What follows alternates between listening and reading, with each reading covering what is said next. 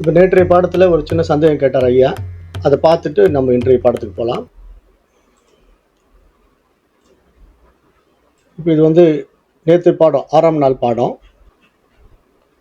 இப்போ வந்து இங்கே 4 விஷயங்கள் இருக்குது, 4 வட்டங்கள் இருக்குன்னு நம்ம பார்த்தோம். அதாவது இதுக்கு பேர் வந்து சுழற்சியின் 4 அடுக்குகள் அப்படின்னு பேர்.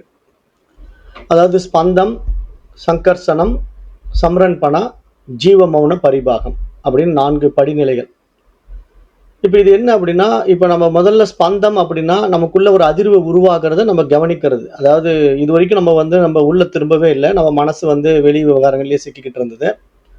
இப்போ நம்ம உள்ள கொஞ்சம் கவனத்தை திருப்பி நமக்குள்ள ஏதேனும் அதிர்வுகள் வெளிப்படுதா, ஏதேனும் சப்தங்கள் தோன்றுகிறதா, ஏதாவது நாத சப்தங்கள், அதாவது பீஜ மந்திரங்கள்ல ஏதாவது தோன்றுகிறதா அப்படின்னு நம்ம கவனிக்கிறோம். மந்திரங்கள் எதுவுமே நமக்கு தோன்றலை, அல்லது வந்து ஒரு விதமான ஓசை கேட்குது, புல்லாங்குழல் ஓசை, வீணை ஓசை, இந்த மாதிரி கேட்குதா அப்படிங்கிறதெல்லாம் நம்ம கவனிக்கும் போது தான் அந்த உள்ள இருக்கிற அந்த அதிர்வுகளுக்கு வந்து முதல் நிலை ஸ்பந்தம். இந்த நிலையை நம்ம முதல்ல கிராஸ் பண்றோம். அப்புறம் சங்கர்ஷனம் அப்படிங்கிறது அந்த அதிர்வு மனதின் பிணைப்புகளை இழுக்கும் அப்படின்றது. அந்த அதிர்வு கேட்டா தான் பாருங்க, இந்த இடத்துல நம்ம சங்கர்ஷனம்ங்கிறதுக்கு என்ன மீனிங் சொல்லியிருக்கோம்னா இன்னர் வைப்ரேஷன். சங்கர்ஷனம் அப்படிங்கிறது ஒரு உள்ள அதிர்வு நமக்கு நடந்தா மட்டும்தான் சம்ரன் பண்ணாங்கிற அடுத்த மெல்டிங் ஆஃப் ஈகோவுக்கு நம்ம போக முடியும். ஏன்னா அது ஒரு வழி, அதை வந்து இங்க சாஸ்திரம் சொல்லுது. அப்போ நம்ம இந்த மாதிரி ரிங்ஸ் ஒரு 4 விதமான வட்டங்கள் இருக்கு. அந்த வட்டங்கள்லாம் ஒவ்வொன்றா நம்ம இப்போ உள்ள போகிறோம். அதுல முதல் வட்டம் ஸ்பந்தம், 2வது சங்கர்ஷனம், 3வது சம்ரன்பணா, 4வது ஜீவ மௌன பரிபாகம். அப்போ இந்த பாதைகளை கடந்து நம்ம ஈகோவை மெல்ட் பண்ணோம்னா மட்டும்தான் நம்ம வந்து மௌனத்துக்கே போக முடியும். அப்போதான் ஃபைனலாக இன்னர் சைலன்ஸ்குள்ளே நம்ம போக முடியும். அதுதான் ஜீவ மௌன பரிபாகம். இப்படி தான் நம்ம இந்த பாதையில் பயணிக்கிறோம். அதை வந்து இங்கே குறிப்பிடுறாங்க, சித்தர்கள் வந்து அதை குறிப்பிட்டு காட்டுறாங்க இந்த பாடத்தில். அப்போ இங்கே சம்ரன் பண்ணாங்கிறது என்னன்னா, அந்த அதிர்வில் நான் என்னும் மெய்ப்பு உருகத் தொடங்கும் அப்படின்னு அர்த்தம். அப்படின்னா என்ன, நானுங்கிற அந்த ஈகோ வந்து நம்மளை விட்டு போகிறது அப்படிங்கிறத நம்ம அந்த இடத்துல புரிஞ்சுக்கணும். அந்த ஈகோ நம்ம விட்டு போனால் மட்டும்தான் நம்ம மௌனத்துக்கு போக முடியும். ஏன்னா இங்கே நானுங்கிற நம்முடைய தனித்துவ அடையாளங்கள் தான் நம்மள அபிமானம் பண்ண வச்சிருக்கு, இந்த உலகத்தில் அபிமானம் பண்ண வச்சிருக்கு. அது நான் இன்னார் இப்படிப்பட்டவன், நம்ம என்னென்ன விசேஷ சுகங்களை வெளியே ஏற்றி வைத்துக் கொண்டிருக்கிறோமோ அதற்கேற்ற வாழ்க்கை வாழ்ந்து கொண்டிருக்கிறோம். ஆனால் நம்ம ஒட்டுமொத்தமாக நம்ம இழக்கணும். நம்ம இழக்கிறதுனா என்ன அர்த்தம்? இங்கே இறைவன் மட்டும்தான் இருக்கிறான், நான் ஒருத்தர் இல்லை அப்படிங்கிற ஒரு அகங்காரத்தை நம்ம விடும்போது இறைவன் நம்ம மூலமாக வாழ்கிறான், நம்ம மூலமாக பிரகாசிக்கிறான். அப்போ இந்த உடலும் மனசும் அவனுக்கான கருவிகள் அப்படிங்கிறது தான் இப்போ இந்த பாடத்திட்டத்தினுடைய உண்மையான நோக்கம், முழு நோக்கம். அப்ப அந்த நிலையில போகும்போது நம்ம கூட ஒரு உள் மௌனம் தோன்றி அதுவே பரஞ்சோதி அனுபவம் ஆகும் அப்படின்னு இங்க சொல்லப்படுது இல்லையா? அதுதான் இப்போ நம்ம உள்ள போற 4வது ரிங்கு.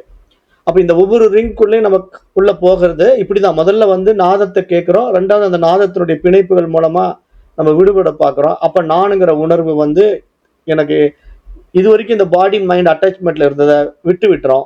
அப்புறம் இங்க உண்மையிலே இறைவன் மட்டும் தான் இருக்கிறான், அவனே எல்லாமா இருக்கிறான், அவனுடைய வைபவம் தான் இந்த பிரபஞ்சம். இந்த பிரபஞ்சத்துல நானும் ஒரு அங்கம் தான். ஆனா இந்த உடலையும் மனசையும் அவன் வச்சு கையாளுறான்னு நமக்கு புரிஞ்சுட்டா நம்ம வாழ்க்கையை இறைவன் வாழ்றான் அப்படின்ட்டு இந்த பாடத்திட்டத்துல நம்ம சொல்லிட்டு வரோம். அப்புறம் இந்த பாடத்திட்டத்துல இப்போ என்ன பண்ணிட்டு இருக்கிறோம்னா, இதெல்லாம் ஒரு மாதிரி அவங்கள ரெடி பண்ண பிறகு இப்போ உங்களுக்கெல்லாம் ஒரு தியான முறைகளுக்காகவே நம்ம தனியா இன்னொரு குரூப் வச்சிருக்கோம். அதுக்கு வந்து பாத்தீங்கன்னா ஸ்ரீ தத்தாத்திரேயருடைய வழிமுறையில வருகின்ற நவநாத சித்தர்களுடைய ஒரு பாடத்திட்டம் அதுல இருக்கு. அங்க வந்து ஸ்ரீ தத்தகுரு பரம்பரா, அது வந்து இந்த சித்தர்கள் வழியில் வருகின்ற ஒரு பரம்பரைன்னு அந்த குரூப்புக்கு பேர் வச்சு அதில் வந்து நிறைய பேர் இணைச்சிருக்கிறோம். அதாவது அந்த தியான முறைகளை தெரிஞ்சுக்கிறதுக்காக நிறைய பேர் உள்ள வராங்க. இப்போ இந்த பாடத்திட்டத்தில் இப்போ நீங்கள் வந்திருக்கிறவங்க வந்து சிலரெல்லாம் அந்த தியான முறைக்கு போயிருக்க மாட்டீங்க. ஏன்னா இப்போ நீங்கள் இதுதான் தெரியும், உங்களுக்கு அந்த பாடத்திட்டம் இருக்கு தெரியாது. இதில் நிறைய பேர் பழைய மாணவர்கள் வந்து தத்தாத்திரேயருடைய அந்த பரம்பரைக்குள்ளே இருக்காங்க. இதில் வர்றவங்க அந்த தத்தகுரு பரம்பரைக்குள்ளே வந்துடுவாங்க. ஏன் வந்துடுவாங்கன்னா, தியான முறைகளை கற்றுக்கிறதுக்கு அங்கே நிறைய வாய்ப்புகள் இருக்குது.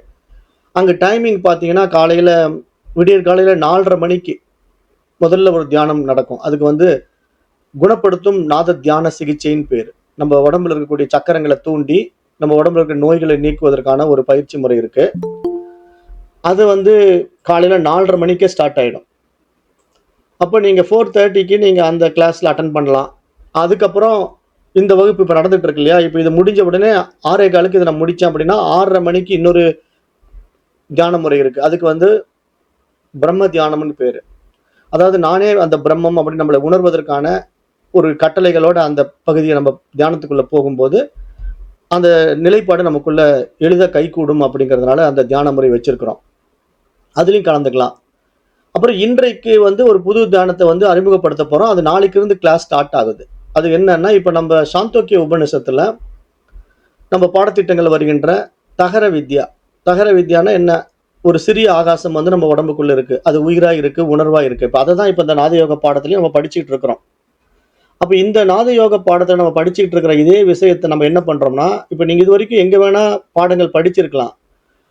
ஆனா இந்த இடத்துல நீங்க படிக்கிறதுடைய நோக்கம் என்ன? நம்முடைய பராபரம் குழுவுல படிக்கிறதுடைய நோக்கம் என்ன அப்படின்னா, இங்க தியரி மட்டும் இல்ல, பிராக்டிக்கலும் உண்டு. அப்ப நீங்க வந்து இப்போ சாதாரணமா நீங்க வேற இடத்துல போய் படிக்கும்போது தியரி மட்டும் சாந்தோக்கிய உபநிஷத்துல ஒவ்வொரு வித்தை இப்படி ஒரு விபரீதம் இப்படின்னு படிச்சுட்டு போயிடுவீங்க. ஆனா இங்க வந்து இப்ப தகர வித்யானா என்னங்கிறத நாங்க பிராக்டிக்கல் கொடுப்போம். பிராக்டிக்கல் வந்து நீங்க இந்த ஸ்ரீ தத்தகுரு பரம்பராவில் சேர்ந்தா மட்டும்தான் சாத்தியம். அதனால யாருக்கெல்லாம் விருப்பம் இருக்கோ அவங்கெல்லாம் இந்த வகுப்பு முடிஞ்ச உடனே நாதயோகம்ல பேர், மொபைல் நம்பர் கொடுங்க. அவங்கள எடுத்து நாங்கள் அதில் சேர்த்துவோம். சேர்த்துன பிறகு நீங்கள் அந்த கிளாஸ் வந்து நாளைக்கெல்லாம் காலையிலேருந்து 4:30 மணிலேருந்து நீங்கள் வந்து கலந்துக்கலாம். அந்தந்த டைம் ஸ்லாட் இருக்குது, அதில் தான் நீங்கள் வந்து கலந்துக்க முடியும். அதுக்கு உண்டான அட்டவணை, டைம் டேபிள் எல்லாம் அதிலே இருக்கும், பார்த்துக்கலாம். இது ரொட்டீனாக நடந்துகிட்டு இருக்கு. அதுக்காக நிறைய டீச்சர்ஸ் இருக்காங்க, அவங்க தான் அந்த கிளாஸஸ்லாம் எடுப்பாங்க. அப்போ இந்த புதுசாக இருக்கிறவங்களுக்காக நான் சொல்கிறேன். பழைய மாணவர்களுக்கு எல்லாமே தெரியும், அவங்க அந்த குழுவில் இருக்காங்க. நான் சொல்கிறது புதுசாக இப்போ வந்திருக்கிறவங்களுக்காக இந்த விஷயத்தை சொல்லிக்கிறேன். அப்போ நாளைக்கு வந்து நம்ம எடுக்கக்கூடிய ஒரு புது பாடத்திட்டம் வந்து பழைய மாணவர்களுக்கும் புதுசு தான். ஏன்னா நாளைக்கு தான் அது தகர வித்யாவை ஸ்டார்ட் பண்ண போகிறோம். அந்த தகர வித்யாவை வந்து என்ன அப்படின்னா, நம்ம உள்ள இருக்கிற அந்த சிறிய ஆகாசம் இருக்கு இல்லையா, நம்ம உச்சந்தலையில் பீனியல் சுரப்பி இருக்கு. அந்த பீனியல் கிளாண்டை வந்து தூண்டக்கூடிய ஒரு பயிற்சி. அது நம்முடைய ஆகாசமாக நம்மக்கிட்ட இருந்து அது ஒளியாக மாறி நம்ம அறிவாக மாறுற அந்த பாடம். நேற்று நம்ம பார்த்தோம் இல்லையா, நாதம், நாதத்துக்கு அப்புறம் ஒளி, ஒளிக்கு அப்புறம் அறிவு. அந்த டிரான்ஸ்ஃபர்மேஷன் எப்படி நம்ம டிராவல் பண்ணுறோம், ஒவ்வொரு நிலைக்கு மாறுகின்றோம் அப்படிங்கிறத காட்டுறதுக்கான ஒரு பயிற்சிகளை நம்ம எப்படி பயணிக்கிறோங்கிறது தான் இந்த பாடத்திட்டத்தினுடைய நோக்கங்கிறத நல்லா உள்வாங்கிக்குங்க. இப்போ நம்ம இந்த பயிற்சியெல்லாம் ஏன் பண்ணுறோம்? நாம் யார் என்று உணர்வது, நம்ம மூலமாக இறைவனையும் தெரிந்து கொண்டு அப்புறம் கடைசியில் இறைவன் மட்டும்தான் இருக்கிறான் அப்படிங்கிறத நம்ம புரியும் போது இங்கே நாமளும் இறைவன் ஆயிடுவோம். ஏன்னா இறைவன் மட்டும்தான் இருக்கிறான்னா இறைவனுடைய வைபத்துக்குள்ள இருக்கிற எல்லாமே இறைவனுக்கு வேறாக இருக்க முடியாது இல்லையா? இப்போ கடல் நிறைய தண்ணி இருக்குது, ஒரு சொம்பு தண்ணி மொண்டுட்டோம் அப்படிங்கிறதுக்காக அது கடல் தண்ணியிலிருந்து வேறு தண்ணியாக மாறாது, அது கடல் தண்ணி தான். அது மாதிரி இங்கே நாமும் இறைவனும் ஒன்றே அப்படிங்கிறத புரியுறது தான் இந்த பாடத்திட்டத்தினுடைய மிக முக்கிய நோக்கமாக நம்ம பார்க்குறோம். இப்போ இன்றைக்கு இதே பாடத்திட்டத்தில் நம்ம வந்து தேங்க்யூங்க ஐயா, 7வது நாள் வகுப்புக்கு போகிறோம்.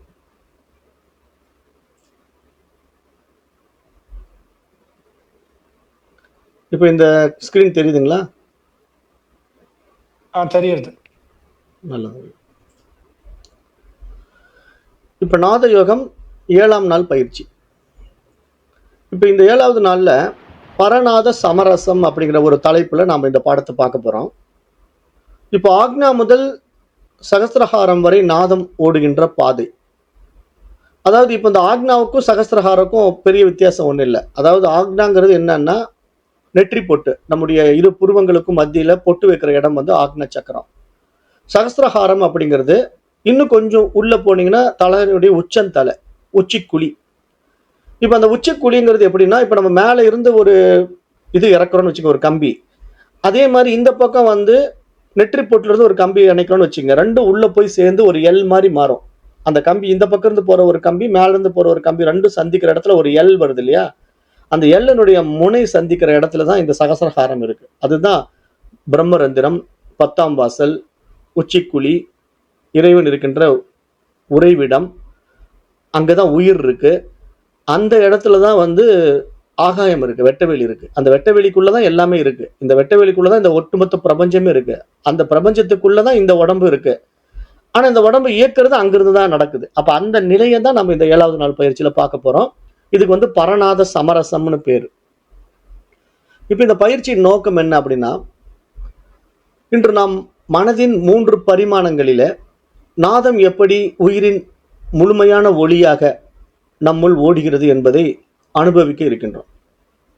அப்போ அது எப்படிங்க மனதின் 3 பரிமாணங்கள் அப்படின்னு கேட்டிங்கன்னா, இப்போ ஞானம், ஒளி, உயிர் அப்படிங்கிற 3 விஷயங்கள் இருக்கு. இப்போ இந்த 3 பரிமாணங்கள்ல தான் இங்க நாம் வந்து மனதை கொண்டு கையாண்டு கொண்டிருக்கிறோம். அந்த மனமானது இப்படிதான் நமக்கு ஒரு விஷயத்தை காட்டி கொடுக்குது. அந்த காட்டி கொடுக்கும்போது அது இது என்னதுன்னு பகுத்து பிரித்தறியும் போது அதை பற்றி ஒரு அறிவு நமக்கு கிடைக்குது. அதுக்கு பேர் ஞானம். இப்போ நாம முன்ன பின்ன பேனாவை பார்த்ததில்ல. ஃபர்ஸ்ட் டைம் பேனாவை காட்டி சொல்லித்தராங்க அம்மா. வர்றா இதான் பேனா அப்படிங்கிறாங்க. அப்போ நம்ம பார்த்த உடனே ஓ பேனான்னா இப்படி இருக்குமா அப்படின்னு தெரிஞ்சுக்கிட்டா ஒரு ஞானம் வந்துடுது இல்லையா? அப்போ அதை தெரிஞ்சுக்கிறதுக்கு ஒரு அறிவு நம்ம கிட்ட இருக்கு இல்லையா? ஞானமும் அறிவும் நம்ம கிட்ட இயங்குறதுக்கு ஒரு உயிர் உள்ள இருக்கணும். அப்பதான் அது வேலை செய்யும். இப்போ நம்ம ஒரு ஜடப்பொருள் கிட்ட போய் ஒரு கல்லு கிட்ட போய் இது பேனா அப்படின்னு காட்டினா கல்லு புரிஞ்சிக்காது. சரி உயிர் இருந்தா மட்டும் போதுமா அப்படின்னா மிருகத்துக்கிட்ட கொண்டு போய் நான் இதான் பேனான்னு சொன்னா மிருகமும் புரிஞ்சிக்காது. அப்ப இங்க வெறும் உயிர் மட்டும் இருந்தாலும் வேலைக்காகாது, ஜடமாக இருந்தாலும் வேலைக்காகாது. அங்க ஒரு ஒளி தோன்றி அந்த ஒளி ஞானமாக மாறணும், அறிவாக மாறணும். அப்பதான் அது சாத்தியமாகும். அப்போ அந்த ஒளி உருவாக்குவதற்கு நமக்கு இந்த பாடத்திட்டம் பயன் கொடுக்கறதுனால இதுல பயணம் பண்றோம். இப்ப தத்துவ விளக்கம் என்ன அப்படின்னு கேட்டீங்கன்னா, நாதம் என்பது மெல்லிய ஒரு ஒளி அல்ல, அது உயிர் ஓடும் ஒளி நதி அப்படின்னு ஒரு விளக்கத்தை கொடுக்குறாங்க சித்தர்கள். அப்போ என்ன இங்க ஒளி நதிங்கிறாங்க பாருங்களேன். ஒளி நதினா வெளிச்சம். ஆனா இங்க நம்ம பார்க்குற ஒளிங்கிறது சவுண்டு. அப்ப நம்ம இவ்வளவு நாள் என்ன நினைச்சிட்டு இருந்தோம்? நாதம்னா ஏதோ ஒரு சவுண்டு போல் இருக்கு, சப்தத்தை கேட்டுட்டு இருக்கிறோம் போல் இருக்கு அப்படின்னு நினைச்சிட்டு இருக்கோம் இல்லையா? ஆனா அந்த மாதிரி சப்தமே ஒளியாகவும் மாறுகிறது. அதுதான் இறைவனுடைய வைபவம். இறைவனுடைய வைபவம், இறைவனுடைய மகிமைய வார்த்தைகளால் சொல்ல முடியாது. அவன் நினைச்சா, கடந்த பாடத்துல சொன்ன, இறைவன் நினைச்சான்னா ஒரு எறும்பை யானையா மாத்திடுவான். ஆனா நாம அப்படி எப்படி சாத்தியம்லாம் கேள்வி கேட்க முடியாது அவங்ககிட்ட. எப்படிங்க எறும்பை யானையாக்குனீங்க, இது என்னங்க ட்ரிக்குன்னு சொல்லி நீங்க இறைவன் கிட்ட கேள்வி கேட்க முடியுமான்னா கேட்க முடியாது. ஏன்னா இறைவனுடைய வைபவம் அப்படி, அவன் அப்படிப்பட்டவன். என்ன வேணா எதை வேணா எப்படி வேணா செய்வான். இப்போ நம்ம ஒரு எப்படி புரிஞ்சுக்கலாங்க இறைவன் இப்படி எல்லாம் செய்ய முடியுது எப்படிங்க நம்ம புரிஞ்சுக்கலாம் அப்படின்னா, சிலருக்கு நம்பிக்கை இல்லாம இருக்குமில்ல, அது எப்படிங்க இறைவன் செய்வான், என்னங்க விளையாடுறீங்க அப்படின்னு கேட்டீங்கன்னா, நாமளே செய்யறோமே. மனிதர்களாகிய நம்முடைய அறிவாற்றல்ல இப்போ நிறைய டெக்னாலஜி எல்லாம் வந்துருச்சு. வீடியோ கிராஃபிக்கு, வீடியோ எடிட்டிங் ஒர்க் எல்லாம் இப்போ நம்ம பண்றோம். இப்போ நம்ம ஒரு மார்ஃபிங்னு ஒரு கேள்விப்பட்டிருப்பீங்க. வீடியோல வந்து மார்ஃபிங்னா என்னன்னா, அப்படியே அந்த ஒரு கிராஃபிக் சிஸ்டத்துல கொண்டு போய் அந்த ஒரு ஒரு ஆளை கொண்டு போய் வைக்கிறீங்க, அல்லது ஒரு பொண்ணை கொண்டு போய் வைக்கிறீங்கன்னா, அந்த சின்ன பொண்ணு 7 வயசு பொண்ணு என்ன பண்ணுவாங்கன்னா, அப்படியே டக்கு டக்குன்னு அப்படியே மாறி முகம் கடைசியில கிளவி மாதிரி மாத்தி காட்டிடுவான். சின்ன வயசுல இருக்கிற அந்த பொண்ணு 7 வயசு பொண்ணை அந்த கிராஃபிக் டிசைனிங்ல உள்ள கொண்டு போய் அந்த மார்ஃபிங்னு ஒரு டெக்னாலஜி யூஸ் பண்ணும்போது, இப்போதான் ஏஐ டெக்னாலஜி எல்லாம் வந்துருச்சு. அப்போ என்ன பண்றாங்கன்னா, அந்த வீடியோ கிராஃபிக் சிஸ்டத்துல அந்த 7 வயசு பொண்ணு அப்படியே முகம் கொஞ்சம் கொஞ்சமா வயசு பொண்ணா மாறுற மாதிரி, 7 வயசு பொண்ணு 12 வயசு, 15 வயசு, 20 வயசு, 35 வயசு பெண், அப்புறம் 45, அப்புறம் 70 வயசு கிழவியாகி 90 வயசுல முகமெல்லாம் சுருங்கி சுருக்கம் விழுந்து ஒரு வயசான பாட்டி. அந்த மாதிரி மாத்துறதுக்கு நம்ம கிட்ட டெக்னாலஜில இப்போ வழி இருக்கா இல்லையா? நாமளே செய்யறோமா இல்லையா? அதே மாதிரி ஒரு 75 ஒரு 90 வயசு கிழவிய அப்படியே சின்ன வயசு பொண்ணா 7 வயசு பொண்ணா மாத்தலாம். அப்படியே ரிவர்ஸ் அடிச்சிங்கன்னா, அப்ப இதெல்லாம் சாத்தியம்ங்கிறது உங்களுக்கு புரியுது இல்ல? அப்ப இந்த மாதிரி சாத்தியங்கள் தான் இறைவனுடைய சாத்தியம். இறைவன் என்ன வேணா எப்படி வேணா செய்வான். அதனால இப்ப நம்ம எப்படிங்க ஒளி ஒளியாச்சுன்னு கேட்கக்கூடாது. அந்த ஒளி அறிவாக மாறுவதற்கான ஆற்றல் அவனிடத்திலேயே இருக்கிறதுனால அவனே ஓம்காரமா இருக்கிறான். அவனே ஓம்காரம் மட்டும் அல்ல, அவனே திருப்பி ஒளியாகவும் மாறுகிறான். அப்ப இங்க ஒளி ஒளி தத்துவமாக இறைவன் இருக்கிறான்ங்கிறது இங்க சாஸ்திரம் இப்படி விளக்கம் கொடுக்குது. அது வெறும் ஒளி மட்டும் அல்ல, அது உயிர் ஓடும் ஒளி நதி. அப்படின்னா நமக்குள்ள இந்த உடம்பு வந்து இயங்குவதற்கான ஒரு உயிரோட்டம் இருக்கு இல்லையா? அந்த உயிரோட்டம் ஓடுகின்ற ஒரு அறிவு. அந்த உயிர் இயங்கணும்னா அதுக்குள்ள ஒரு அறிவு இருந்தா மட்டும்தான் இயங்கும். அதனால அது ஒளி நதி என்று இந்த இடத்துல தத்துவ விளக்கம் சொல்லப்படுது. இப்ப நம்முடைய சூட்சும தேகத்துல இப்ப நாபிங்கிறது மூலமாக இருக்கு, ஹிருதயம்ங்கிறது அநாகதமா இருக்கு, தொண்டைங்கிறது வாக் சக்தி, ஆக்னா என்பது ஞானம், சகஸ்திரஹாரம் என்பது பரமாயம் அப்படின்னு இங்க வந்து ஒரு விதம். எத்தனை விதம்? 2, 3, 5 விதங்களை வந்து இங்க சொல்றாங்க பாருங்க. சூட்சும தேகத்துல நாபி அப்படிங்கிற தொப்புள், ஹிருதயம்னா நமக்கு நெஞ்சுக்குழி, தொண்டைங்கிறது நம்முடைய தொண்டை பகுதி, ஆக்னாங்கிறது நம்முடைய நெற்றி பொட்டு, சகஸ்ரஹாரம்ங்கிறது அந்த உச்சந்தலை. அப்ப இவைகள் எல்லாமே நாதம் வழியாக இணைக்கின்ற ஜோதி நதி என்று புரிந்து கொள்ள வேண்டும் என்று இங்க சொல்றோம். அப்ப இந்த இடத்துல நம்ம என்ன புரிஞ்சுக்கிறோம்னா, ஒண்ணுக்கு ஒண்ணு கனெக்ட் பண்றோம், ஒண்ணுக்கு ஒண்ணு லிங்க் பண்றோம். அப்ப அந்த லிங்க்ங்கிறது என்னன்னா, அந்த அறிவு பரிமாணம் தான், வேற ஒண்ணும் கிடையாது. அதாவது இப்ப ஏதோ பயங்கரமான வேலை செஞ்சுட்டு இருக்கிறோம், உடம்புக்குள்ள ஏதோ பயங்கர மாற்றத்தை உண்டு பண்ணிட்டு இருக்கோம் அப்படின்னு நினைச்சிக்க கூடாது. நீங்க இங்க சாஸ்திரம் என்ன சொல்ல வருது அப்படின்னா, இந்த உடம்புங்கிற ஒரு கருவியை வச்சு அறிவு பரிமாணத்துல நம்ம உயிர் பரிமாணத்தை அடைஞ்சிருக்கிறோம். அதுதான் நம்ம கிட்ட இருக்கிற 6ஆம் அறிவு பரிமாணம். அப்ப நம்ம புல்லா பிறந்தப்போ ஒரு அறிவு இருந்தது, அப்புறம் புழு பூச்சிகளா 2 அறிவு வந்தோம். அப்படியே பரிணாமத்துல மனிதனாக வரும்போது நம்ம கிட்ட 6ஆம் அறிவு பகுத்தறிவு விரிஞ்சிருப்பதற்கு காரணம் உடலுடைய மாற்றம். ஏன்னா உடல் மாறினா தான் அறிவு மாறும். வெறும் ஒரு எருமையா பிறந்துட்டு எனக்கு ஏன் சிந்தனை ஆற்றல் வரலன்னு சொல்ல முடியாது. எருமைக்கு உண்டான சக்தி அவ்வளவுதான். 5 அறிவு தான் அதுக்கு.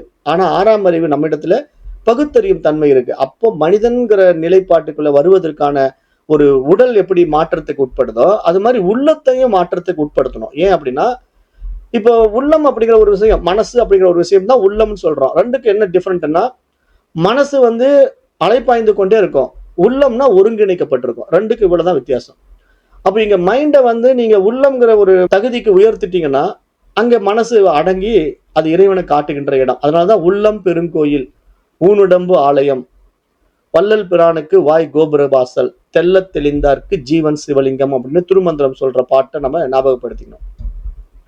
அப்ப இங்க அந்த உள்ளத்தை தூய்மையாக்குவதற்கான பயிற்சியை இந்த உடலையே ஒரு கருவியாக வைத்து உள்ள மனம் வந்து லிஃப்ட் ஆகிற வழியை நம்ம இப்ப செஞ்சுட்டு இருக்கிறோம். அதுக்கு இந்த சக்கரங்கள் வழி பண்ணும். இந்த சக்கரங்கள் மூலமா நீங்க தூண்டுனா மட்டும்தான் அந்த அறிவு பரிமாணத்துல நீங்க உயர் பரிமாணத்துக்குள்ள வந்து சகசிரகாரத்துல பிரம்மரந்திரத்துல ஓபன் பண்ணி அப்போ நீங்க நான் யார், இந்த உலகம் எப்படிப்பட்டது, இறைவன் யார் அப்படின்னு எல்லாம் புரிந்து கொள்கின்ற ஒரு ஞானத்தன்மைக்குள்ள வந்துருவீங்க. அதுதான் உங்களுக்கு இந்த மனித பிறவினுடைய மகோன்னதம், உயர் பரிமாண அனுபவம். அந்த நிலையில நீங்க மனிதனும் தெய்வமாகலாம் அப்படிங்கறத இங்க சாஸ்திரம் சொல்லுகின்ற சாரம். அப்ப இந்த பயிற்சியில நம்ம வந்து ஏதோ இந்த குண்டலி சக்தி எல்லாம் தூண்டிட்டா அப்படியே நம்ம உடல் அளவில் ஆரோக்கியம் அடைஞ்சிருவோம்னா அது ஒரு பார்ட். ஆனா உண்மையிலேயே குண்டலி சக்தி தூண்டுறதுனால உள்ளத்துல மிக உயரிய ஆரோக்கியத்தை அடையிறோம். ஏன்னா அதுக்கு தான் இந்த உடம்பு ஒரு கருவியா இருக்கு. ஏன்னா இந்த உடம்பை வச்சுதான் நம்ம ஆரோக்கியத்தை உடம்புல பண்ணிக்கிட்ட மாதிரி உள்ளத்துல பண்ண முடியும். வேற ஜீவராசிகளுக்கு இந்த மாதிரி சக்கராஸ் எல்லாம் தூண்ட முடியாது. ஆனா நாம தூண்டுற முடியும் அப்படிங்கிற வழிமுறைகளை சித்தர்கள் கொடுத்து இப்படி நமக்கு இதை கனெக்ட் பண்ணக்கூடிய அந்த லிங்கை தான் இங்க காட்டுறாங்க பாருங்க. நாபி, ஹிருதயம், தொண்டை, ஆக்னா, சகசிரகாரம். இப்ப நாபிங்கும் போது நீங்க ஏன் நேரடியா தொப்புளுக்கு வராங்க? அந்த தொப்புல ஏன் வந்து மூலம் அப்படின்னு சொல்றாங்க? இப்ப மூலாதாரம்னா இப்ப நம்ம சாதாரணமா கேள்விப்பட்டது எப்படி கேள்விப்பட்டிருப்போம்? கீழே ஆசன வாய்க்கும் பிறப்புறுப்புக்கும் இடையில தானே மூலாதாரம். எப்படிங்க திடீர்னு நாபியில இருந்து தொடங்குறாங்க, எடுத்த உடனே நாபி போயிடுறாங்க, ஹிருதயம் போயிடுறாங்க அப்படின்னா இங்க நாபி தான் நம்ம பிறந்த இடம். அதாவது இந்த உடம்பு உண்டாவதற்கான தொப்புள் கொடி தான் இந்த உடம்பை உற்பத்தி பண்ணிருக்கு. அதனால அதுதான் பிரதான உறுப்பு. மூலாதாரம், மூலம் அப்படிங்கிற விஷயத்த சித்தர்கள் வந்து முக்கியத்துவம் கொடுக்குற இடத்துல வந்து நாபிக்கு தான் முக்கியத்துவம் கொடுப்பாங்க. அதனாலதான் நம்ம ஓம்காரத்தை கூட தொப்புளுக்கும் ஹிருதயத்துக்கும் இடையில கொண்டு வந்து நிறுத்துறோம். அப்ப இங்க மூலம் அப்படிங்கிற நாபி தான் நம்முடைய பிறப்புக்கு மூலம். அப்ப இந்த பிறப்புக்கு மூலமாகிற அந்த தொப்புள் கொடி மூலமா நம்ம பிறந்திருக்கிறோம். அப்ப தொப்புள் மூலமா நம்ம வெளிப்பட்டு இவ்வளவு பெரிய உடம்பு எடுத்திருக்கிறோம். ஏன்னா தொப்புள் வழியா தான் நம்ம சத்துக்களை பெற்று பெற்று 10 மாசம் அம்மாவுடைய கர்ப்பத்துல இருந்து இந்த உடம்ப வளர்த்தி இவ்வளவு பெரிய உடம்பா மாத்தி அது உணவின் மூலமா அம்மா சாப்பிட்ட உணவின் மூலமா அந்த பிண்டமானது உள்ள வளர்ந்து வளர்ந்து அப்புறம் அது வெளியே வந்து இப்ப உணவின் மூலமா திருப்பி வளர்ந்துட்டு இருக்கு. அப்ப இப்படிதான் நமக்கு இந்த உடம்பு கிடைச்சிருக்குங்கிறதுனால இப்போ இந்த உடம்ப வந்து நம்ம பிறக்காம செய்யணும். இந்த உடம்பு வந்து திருப்பி இந்த மாதிரி பௌதீக உடம்புக்குள்ள வரக்கூடாது, பஞ்சபூதங்களுக்குள்ள வரக்கூடாது. நம்முடைய சோர்ஸுக்குள்ளேயே நம்ம போயிடணும். நம்ம வந்து நம்முடைய மூலம் என்ன, அந்த உணர்வு, உயிர், அந்த பிரம்மம் அப்படிங்கிறதுனால நம்ம மீண்டும் இந்த பிறப்பெடுக்காம இருக்கணும்னா நம்ம இந்த நாபியில தொடங்கின வாழ்க்கையை நாபியிலேயே முடிக்கணும். மீண்டும் அந்த தொப்புள்ள தொடங்கின வாழ்க்கையை தொப்புள்ளையே முடிக்கணும். அப்போ இங்க தொப்புள் கிட்ட தொடங்கி தொப்புள் கிட்ட முடிக்கிறது ஒரு வட்டம், ஒரு சுழற்சி அப்படிங்கிறதுதான் இங்க சித்தர்களுடைய பரிபாசை. நாதம் ஓடுகின்ற பாதைதான் ஞான சுழும்னை. அதில் செல்லும் ஆன்மா 18 பீஜங்களை, அதாவது ஒளி, ஒளி, உயிர் மூன்றாக கண்டு பரம்பொருளில் நுழைகிறது அப்படின்னு இந்த இடத்துல சொல்லப்படுது இல்லையா? அப்ப இங்க நம்ம வந்து மனம் அப்படிங்கிற ஒரு விஷயத்துக்குள்ள இங்க வந்து ஒரு ஜீவான்மாவா மாறி நான் தனிப்பட்டவன், இறைவன் வேறு பரமான்மா, நான் ஜீவான்மா அப்படின்னு நம்மளை தனித்துவப்படுத்திக்கிட்டதுனால நம்ம இறைவனிடமிருந்து வெகு தூரம் பிரிஞ்சிட்டோம். ஆனா அந்த பிரிவினை வந்து இப்ப நமக்கு இந்த உடம்பு மூலமா அந்த பிரிவினை எப்படி உண்டாகி இருக்குன்னு தெரிஞ்ச மாதிரியே அந்த ஒருமைத்தன்மையும் நம்ம இந்த உடம்பையும் மனசையும் கொண்டு உண்டாக்கிக்க முடியும் அப்படிங்கிறதா இந்த மனித உடலுடைய மகோன்னதம், மகத்துவம். இப்ப வேற ஜீவராசிகளுக்கு வந்து நான் பிரிஞ்சிருக்கிறேன்னு தெரியாது, நான் சேர்ந்திருக்கிறேன்னு தெரியாது. ரெண்டுமே மற்ற ஜீவராசிகளுக்கு சாத்தியம் இல்லை. ஏன்னா அதுங்களுக்கு இறைவனும் தெரியாது, நான் யாருன்னு தெரியாது, உலகம் எப்படிப்பட்டதுன்னு தெரியாது. அது வாழும், அவ்வளவுதான். அதனுடைய வாழ்க்கை அது வாழும், ஒரு நேதிக்குள்ள வாழ்ந்துட்டு இருக்கோம். ஆனா நமக்கு அப்படி இல்லை. நம்ம இங்க மனித பிறவி எடுத்த பிறகுதான் நமக்கு அறிவு விரிவாக விரிவாக இறைவன் யார், இவ்வுலகம் எப்படிப்பட்டது, நான் யார் அப்படிங்கிற கேள்விகள் எழுந்திருக்கும். அதுக்கு முன்னாடி நாம என்ன பண்ணுவோம்னா, கடவுள் இப்படி இருப்பாருன்னு அம்மா காட்டி கொடுத்துருப்பாங்க. பாரு, இந்த விநாயகர் வழிபாடு பண்ணு, இந்த நாராயணனை வழிபாடு பண்ணு, இந்த சிவபெருமான வழிபாடு பண்ணு, இவர் தான் கடவுள் அம்மா சொன்ன உடனே நம்ம அந்த கடவுள் உருவத்தை வழிபாடு பண்ணிட்டு இருப்போம். ஆனா அது வந்து எப்படின்னா, ஒரு குழந்தை பருவத்துல நமக்குள்ள இருக்கிற உயிர் தான் கடவுள் அப்படின்னு சொன்னா நமக்கு புரியாது.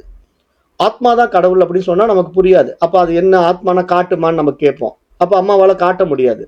உயிர்னா எப்படிம்மா காட்டி கொடுன்னு சொன்னா அம்மாவால காட்ட முடியாது. அதனால அம்மா என்ன பண்ணுவாங்கன்னா, அவளுக்கு பெரிய விஷயங்கள பையனுக்கு இப்பவே சொல்லி புரிய வைக்க முடியாது. அதனால அவனுக்கு சின்ன மாரி கடவுள காட்டி கொடுக்கலான்ட்டு, பாரு இந்த மாரி வழிபாட்டு பண்ணுப்பா. சிவபெருமான் தான் கடவுள் அப்படின்னு சொல்லிட்டாருன்னா, நம்ம சிவபெருமான் உருவத்துல வழிபாடு பண்ணி நம்ம ஒரு பக்குவம் அடையணும் இல்லையா? அந்த பக்குவம் வந்து பரிமாணத்திலயும் உயரணும். அறிவுல உயர்ந்து வந்து, அம்மா காட்டி கொடுத்த அந்த உருவம் வந்து வெளி இல்ல. அது எனக்குள்ளேயே உயிரா இருக்குன்னு நம்ம பிடிச்சிட்டோம் அப்படின்னா, அந்த பாதையில நம்ம வெற்றி பெறுவதுதான் இந்த பாடத்தினுடைய முடிந்த முடிவு. நம்முடைய வாழ்க்கை முறையே அப்படித்தானே. இப்ப நம்ம சிறு குழந்தையா இருக்கும்போது நம்ம சின்ன சின்ன பொம்மைகளை வச்சு விளையாடிட்டு இருப்போம். ஆனா வளர்ச்சி ஆக ஆக பொம்மைகளை விரும்ப மாட்டோம். நேரடியான ஆட்களோட தான் நம்ம உறவாட பழக விரும்புவோம். அப்படி பார்க்கணும். அந்த மாதிரி இங்க ஆன்மீகமும் அப்படிதாங்கிறத நீங்க புரிஞ்சுக்கணும். அப்ப இங்க 18 பீஜங்கள் வந்து நவநாதருடைய சித்தர்கள்ல நம்ம எப்படி இந்த ஸ்ரீம் கிரீம் க்ளீம் அப்படின்ற நிறைய மந்திரங்கள் இருக்கோ அது மாதிரி இன்னும் சில மந்திரங்கள் எல்லாம் இருக்கு. அது எல்லாம் சேர்ந்துதான் அந்த ஒளி ஒளி அப்புறம் அந்த உயிர் அந்த மூன்றையும் கண்டு பரம்பொருளில் நுழைகின்றது என்று இந்த இடத்துல நம்ம பார்க்கிறோம். அதற்காக நம்ம இன்றைக்கு செய்ய வேண்டிய பயிற்சிகள் என்ன அப்படின்னா, இப்ப நாத நதி சிரவண தியானம் அப்படின்னு ஒரு விஷயம் இருக்கு. நாத நதினா அந்த ஒளியானது ஒளியாக மாறுகின்ற ஒரு நதி போல ஓடும். அதுக்கான ஒரு சிரவணம் கேட்டல் பண்றது ஒரு தியானம் இருக்கு. எப்பயும் போலதான் அமைதியாக அமர்ந்து கொண்டு மூச்சை வந்து சீராக்கி கொள்ளுங்க. உங்கள் கவனத்தை நாபியிலிருந்து ஆரம்பித்து, அதாவது தொப்புல இருந்து நீங்க கவனிச்சு ஹிருதயம், விசுத்தி, ஆக்னா, சகஸ்ரஹாரம் வரை எடுத்து செல்லுங்கள் என்று இங்க சொல்லப்படுது. அப்ப நீங்க இப்ப தொடங்க வேண்டிய கவனம் என்னன்னா, நம்ம முதல்ல வந்து தொப்புல நம்ம மையப்படுத்துறோம். அங்கிருந்து அப்படியே அடுத்தடுத்த நிலையத்துக்கு போறோம். ஹிருதயம் போறோம். அப்புறம் ஹிருதயத்திலிருந்து விசுக்தி சக்கரம், அதாவது ஹிருதயம்னா அந்த அநாகத சக்கரம், அப்புறம் விசுக்திக்கு போறோம். அப்புறம் அங்கிருந்து ஆக்னா நெற்றி போட்டு அப்புறம் சகஸ்ரஹாரம் வரை நம்ம அப்படியே கவனிக்க போறோம். எப்படி இந்த பாதையில் எங்கெல்லாம் நாதம் ஒலிக்கிறது என்று கவனியுங்கள். ஒளி ஒளி பீஜம் ஏதேனும் தோன்றினால் மனதில் பதியுங்கள். அப்படின்னா இப்ப என்ன பண்ண போறோம் அப்படின்னா, ஒரு 15 நிமிஷம் நம்ம நேரத்தை ஒதுக்கி அமைதியா உட்காந்துட்டு முதல்ல நம்ம உட்காந்து தொப்புல கவனிக்கிறோம். நம்முடைய மணிப்பூரக சக்கரம் தான் தொப்புள். அங்க நம்ம கவனிக்கிறோம். அந்த கவனத்துல நமக்கு அமைதியா இருந்து பார்க்கிறோம். அங்க ஏதாவது நமக்கு ஒளி தோன்றுதா? ஒளின்னா சவுண்ட், ஏதாவது ஒரு சவுண்டு தோன்றுதா? அந்த சவுண்டு வந்து ஹூம்னு வருதா, இல்ல சோன்னு வருதா, இல்ல ஓம்னு வருதா, அல்லது மந்திரமாகவே க்ளீம் அப்படிங்க தோன்றுதாங்கிறத நீங்க கவனிக்கணும். ஒவ்வொருத்தருக்கும் ஒவ்வொரு மாதிரி தோன்றும். அதை நீங்க கவனிச்சா மட்டும்தான் தெரியும். அதுக்கு தான் சைலன்ஸ்க்கு போயிட்டு கவனிக்கணும். சில நேரங்கள்ல ஒளி தோன்றும், சில நேரங்கள்ல ஒளி தோன்றும். லைட் ஃபிளாஷ் ஆகும். அப்ப லைட் ஃபிளாஷ் ஆகுதுன்னா அது வயலட் கலரா, ஒரு மாதிரி மஞ்சள் கலரா, ஒயிட் கலரா, கோல்டன் கலரா உங்களுக்கு லைட் ஃபிளாஷ் ஆகுதா அப்படிங்கிறத கவனிங்க.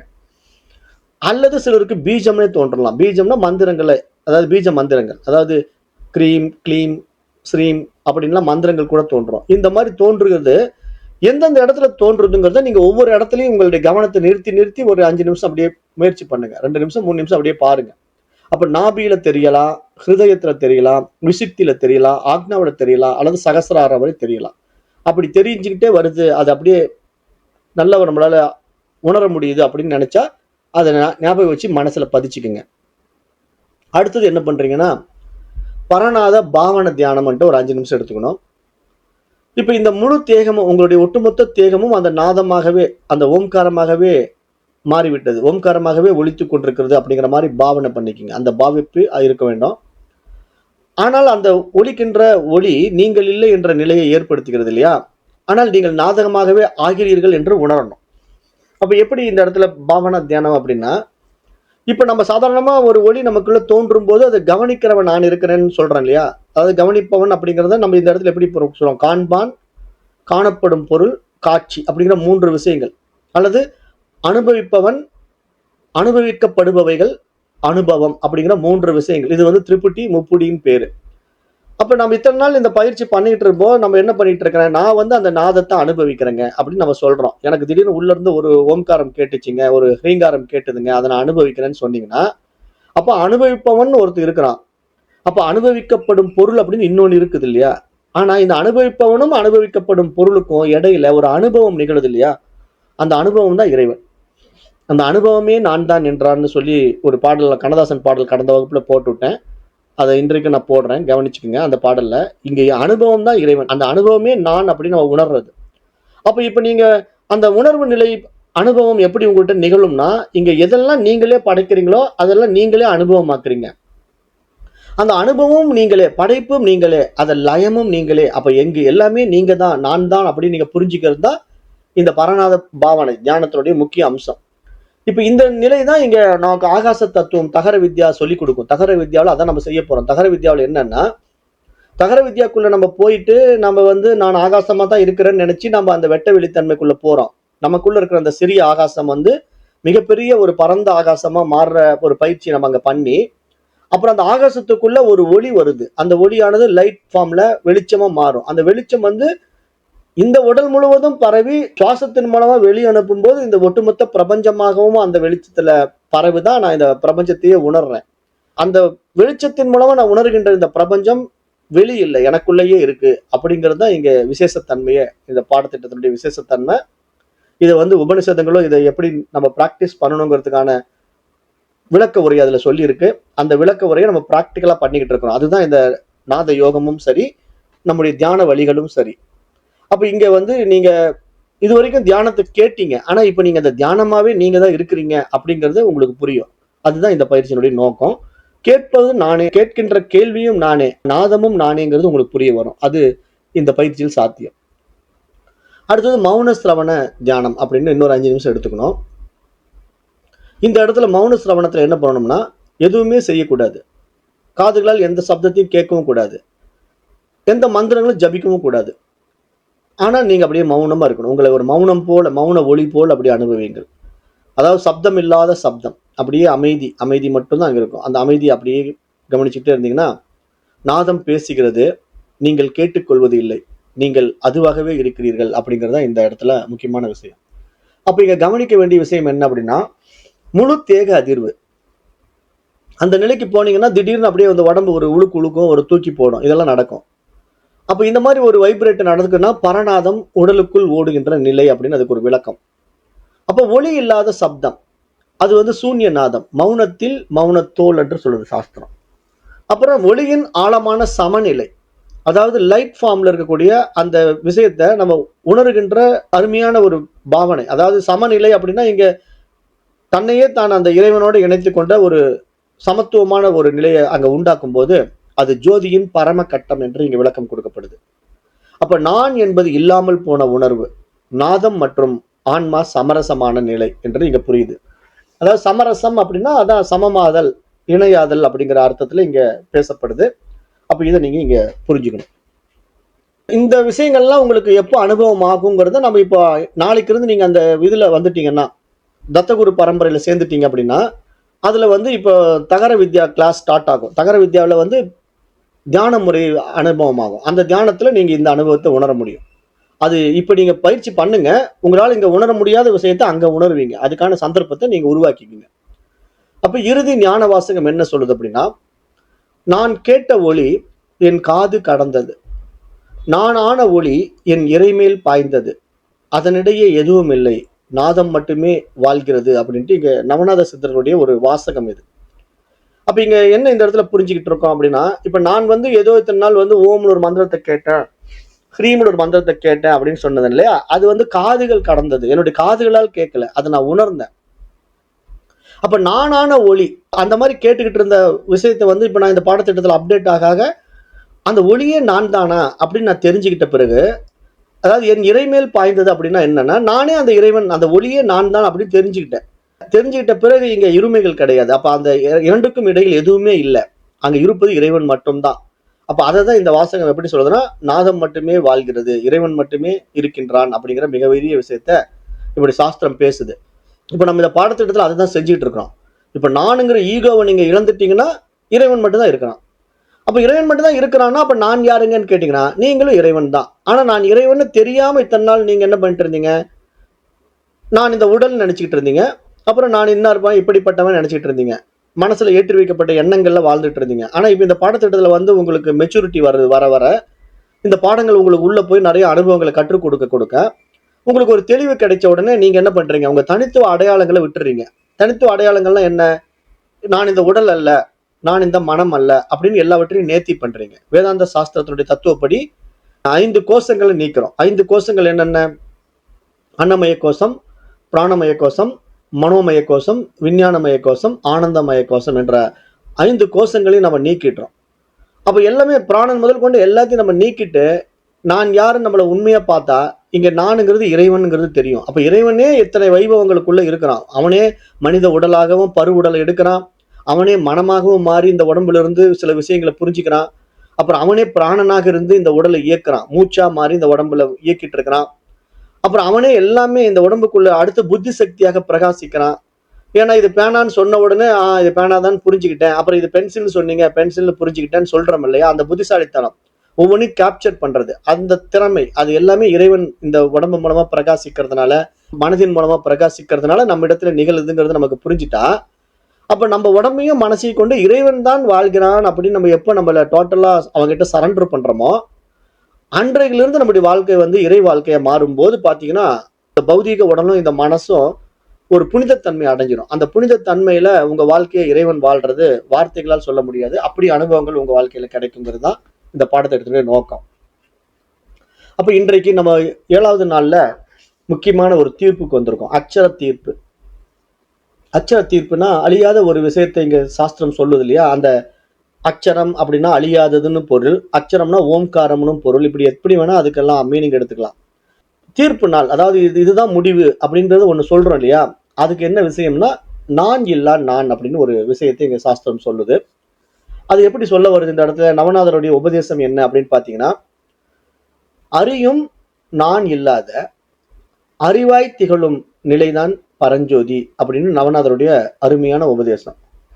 அப்ப இப்ப நம்ம என்ன இந்த இடத்துல புரிஞ்சுக்கணும், அதே திரிபுட்டி மீண்டும் அந்த திரிபுட்டிக்குள்ள வரேன். எப்படி வரேன் அப்படின்னா, இப்ப அறிபவன், அறியப்படும் பொருள், அறிவு, இந்த 3 விஷயங்கள் தான் திரிபுட்டி முப்புடி. இப்ப நான் இவ்வளவு நாள் என்ன பண்ணிட்டு இருக்கிறேன், நான் தான் அறிந்து கொண்டிருக்கிறேன். இப்ப நீங்க வந்து ஏதோ நவநாத சித்தர்கள் பாடத்தை எனக்கு சொல்லிட்டு இருந்தீங்க, இப்ப நான் இதை கேட்டுட்டு இருக்கிறேன், நான் தான் அறிந்து கொண்டிருக்கிறேன் அப்படின்னு நீங்க நினைச்சிட்டு இருந்தீங்க இல்லையா, அப்படி நீங்க நினைச்சுக்கிட்டு இருந்தது உங்களுடைய ஒரு ஈகோ. நான் தான் இதை அறிந்து கொள்கிறேன் அப்படின்னு நினைக்கிறது ஒரு ஈகோ. ஆனா இங்க நீங்க அறியல, உங்க மூலமா இறைவனே இந்த வைபவத்தை பண்றான். எப்படின்னா அறியும் நான் இல்லாத அறிவாய் திகழும் நிலை. அப்ப நான் இதை அறிந்து கொண்டேன்னு சொல்பவன் ஒருத்தன் வந்துட்டான்னா அங்க மைண்ட் வந்துடும். நான் தான் இதை அறிந்து கொண்டேன்னு சொல்றான். அப்ப அறியப்படும் பொருளாக இன்னொரு விஷயம் இருக்கு. அப்ப மைண்ட் தான் அந்த இன்னொரு விஷயத்த கேட்டுக்கிட்டதை வச்சு உருவாக்கி இருக்கு. அப்ப இங்க அறிபவனும் அறியப்படும் பொருளும் தனித்தனியா இருக்கு. ஆனா இடையில அறிவு இருக்கிறத விட்டுட்டோம் இல்லையா.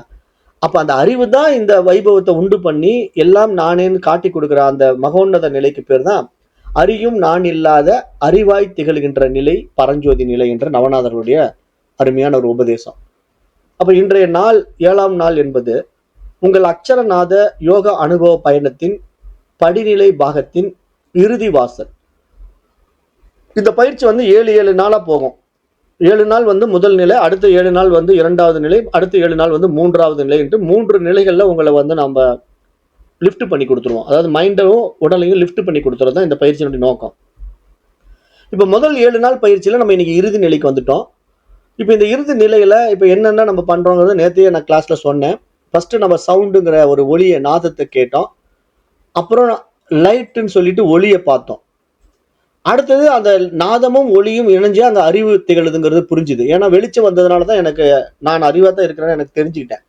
என்னிடத்துல அறிவு இருந்தாலும் நான் அறியாமையில் இருந்தது காரணம் என்ன, வெளிச்சம் இல்லாததுனால. இப்போ என்கிட்ட கண் இருந்தாலும் இருளா இருந்துச்சுன்னா என்னால எதையும் பார்க்க முடியாது. அப்ப என்கிட்ட வந்து அந்த ரூம்ல ஒரு லைட் போட்டா தான் நான் அந்த ரூம்ல என்னென்ன இருக்குன்னு பார்ப்பேன். அப்ப என்னென்ன இருக்குன்னு நான் பார்க்கறதுக்கு எனக்கு லைட்டு துணை புரியணும். அதே சமயம் அந்த லைட் வந்துட்டா மட்டும் போதாது, அது எது எது என்னன்னு நான் பகுத்து அறியறதுக்கு எனக்கு அறிவு இருக்கணும். அப்ப இந்த விஷயம் எல்லாம் ஒன்றுக்கொன்று தொடர்புல இருக்கிறதா நீங்க புரிஞ்சுக்கிட்டீங்கன்னா இதனுடைய ஒட்டுமொத்த சுழற்சி தான் இங்க நிர்விகல்ப நிலையாக சாஸ்திரம் சொல்லுது. இது எல்லாமே நீங்க உணரும் போது உண்மையிலேயே இந்த எல்லாம் உங்களுக்குள்ளதான் இருக்குங்கன்னா அதுக்கு பேரு நிர்விகல்பம்னு பேரு. ஏன்னா நிர்விகல்பம்னா நீங்க ஏதோ அப்படியே ஒன்றுமில்லாத சூன்ய நிலைக்கு போறது, எந்த விகல்பமும் இல்லாம போறது அப்படிங்கிறது இல்ல. எல்லாமே உங்களுக்குள்ள இருக்குங்கிறதுக்கு அப்புறம் இங்க இன்னொன்னு இல்லை இல்ல, அதுக்கு பேரு நிர்விகல்பம் தான். அதாவது ஒன்னஸ்ன்னு வந்துட்டா அதுக்கு பேரு நிர்விகல்பம்னு பேரு. அதாவது செகண்டா ஒண்ணு இருக்குன்னா அங்க இருமைகள் இருக்கு. ஒன்னஸ்குள்ள வந்துட்டீங்கன்னா அங்க ஒண்ணு மட்டும் இருக்கு, அவ்வளவுதான். அப்ப அங்க அதுவே எல்லாமே இருக்கு. அதுக்கப்புறம் அதுல விளக்குறதுக்கு என்ன இருக்கு, ஒண்ணுமே இல்லை. அப்படிதான். அதாவது இப்ப கடல் நிறைய தண்ணி இருக்குது, அந்த ஒரே கடல் தான்.